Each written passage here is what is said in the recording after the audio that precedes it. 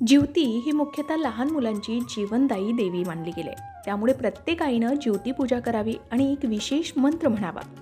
तुमच्याकडे ज्योतिपूजन पहिल्यांदाच होणार असेल तर पूजाविधी आणि आपल्या मुलांसाठी प्रत्येक आईने म्हणायचा विशेष मंत्र या व्हिडिओमधून आज आपण जाणून घेणार आहोत. चला तर मग सुरुवात करूया, पण त्याआधी आमच्या चॅनलला सबस्क्राईब नक्की करा, कारण आतापर्यंत 80% लोकांनी आमच्या चॅनलला सबस्क्राईब केलेलं नाही. त्यांनी हे लाल सबस्क्राईब बटन नक्की दाबा. श्रावण महिना सुरू झाला की देवघरात ज्योतीचा किंवा जिवंतिकेचा कागद चिकटवला जातो. श्रावण महिन्यात दर शुक्रवारी ज्योतिपूजन हे व्रत केलं जातं. ज्योती या व्रताची देवता आहे. ज्योती आई ही लहान मुलांचं रक्षण करणारी देवी आहे. आता ज्योतीचं पूजन का केलं जातं किंवा तिच्या कागदावरील चित्राचा अर्थ काय आहे, तर श्रावणी शुक्रवार आणि ज्योतिपूजन हा अनेक घराचा कुलधर्म किंवा कुळाचार आहे. श्रावणातल्या शुक्रवारी कुलदेवीची आणि देवी लक्ष्मी मातेची आराधना करून सवाष्णींना पुरणाचे भोजन आणि हळदी कुंकू, फुले, पाने आणि सुपारीसह दक्षिणा देऊन त्यांचा सत्कार केला जातो. श्रावणातल्या 4ही शुक्रवारी ज्योतीची पूजा करतात. या दिवशी संध्याकाळी फुटाणे आणि गुळाचा नैवेद्य दाखवून आरती करतात. ही पूजा संतती रक्षणार्थ मानली गेली आहे. श्रावणी शुक्रवारी मुलांना औक्षण केलं जातं आणि ज्योतीची पूजा होते. पिढ्यानपिढ्या हा वारसा असाच सुरू आहे. जरे जिवंतिके देवी बालयुक्ते प्रमोदिनी रक्षाव्रते महाशक्ती पूर्णकामी नमोस्तुते असा श्लोक ज्योतीची पूजा करताना म्हटला जातो. ज्योती प्रतिमेत प्रथम नरसिंह, नंतर कालियामर्दन करणारा कृष्ण, मध्यभागी मुलांना खेळवणाऱ्या जरा जिवंतिका आणि सगळ्यात खाली बुध बृहस्पती म्हणजे गुरु यांचा समावेश असतो. एका मातृशक्तीनं दुसऱ्या रक्षक आणि पालक शक्तीचं केलेलं पूजन म्हणजे ज्योतिपूजन असतं.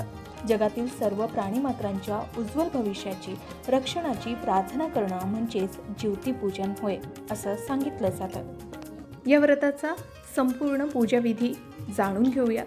श्रावणातल्या 4ही शुक्रवारी ज्योतीची पूजा करावी, कारण ही पूजा संतती रक्षणार्थ मानली गेली. ज्योतीच्या पूजेसह कुलदेवी आणि माता लक्ष्मीची पूजा करावी. या पूजेसाठी दुर्वा, फुले, आघाड्याची पाने असणं आवश्यक मानले जातं. या तिन्हीची माळ करून ती ज्योतीला घालावी. यासह 21 मण्यांचे कापसाचे गेज वस्त्र घालावे. गंध, अक्षता वाहाव्यात. धूप दीप अर्पण करावा. साखरेचा, चणे फुटाण्याचा आणि पुरणाचा नैवेद्य दाखवावा. यानंतर आरती करावी. ज्योतीची पूजा झाल्यानंतर घरातील मुलांना पाटावर बसवून त्यांचं औक्षण करावं. मुले परगावी असल्यास 4ही दिशांना औक्षण करून अक्षता टाकाव्या, म्हणजे परगावी असलेल्या मुलांचं औक्षण केल्यासारखं होईल असं म्हणतात. आणि त्या दिवशी देवीची ओटी भरावी. यावेळी जरे जिवंतिके देवी बालयुक्ते प्रमोदिनी रक्षाव्रते महाशक्ती पूर्णकामी नमोस्तुते हा मंत्र आवर्जून म्हणावा. मंत्र परत एकदा ऐका. जरे जिवंतिके देवी बालयुक्ते प्रमोदिनी रक्षाव्रते महाशक्ती पूर्णकामी नमोस्तुते. तर श्रावणातील प्रत्येक शुक्रवारी सवाष्ण महिलांना हळद कुंकू देऊन, दूध, साखर, फुटाणे प्रसाद देऊन प्रत्येक आईने आपल्या मुलांसाठी हे व्रत करावं आणि हा मंत्र आवर्जून म्हणावा असं सांगितलं जातं.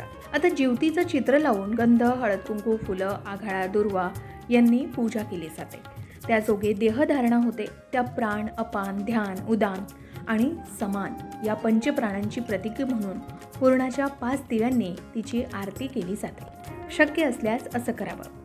मानवी देहाला अन्नमय, मनोमय, प्राणमय, ज्ञानमय, विज्ञानमय, कारणमय आणि आनंदमय हे 7 कोश आणि स्थूल देहाचं अर्भक शिशु, बाल, पौगंड, तरुण, प्रौढ आणि वृद्ध या 7 अवस्था आहेत. जिवंतिका या देवता त्या सप्तकोशांचं प्रतीक असून 7 बाळी ही त्या अवस्थांची प्रतीक मानली गेली.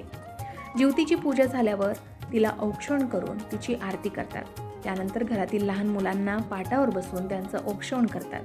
तर या गोष्टी श्रावणातील दर शुक्रवारी आवर्जून कराव्या.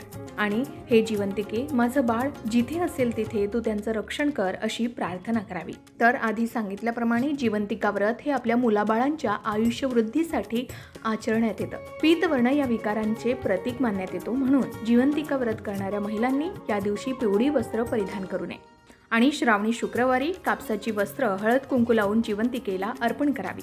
देवीला पुरणाचा नैवेद्य आवर्जून दाखवावा. त्या निमित्तानं देवी स्वरूपातील सुहासिनींचा पाहुणचार करून तिच्या मुलाबाळांना भेटवस्तू देऊन ज्योतीचा सन्मान करावा. अशा रीतीनं जिवंतिकेची मनोभावे ही पूजा करून देवीची कृपा प्राप्त करावी.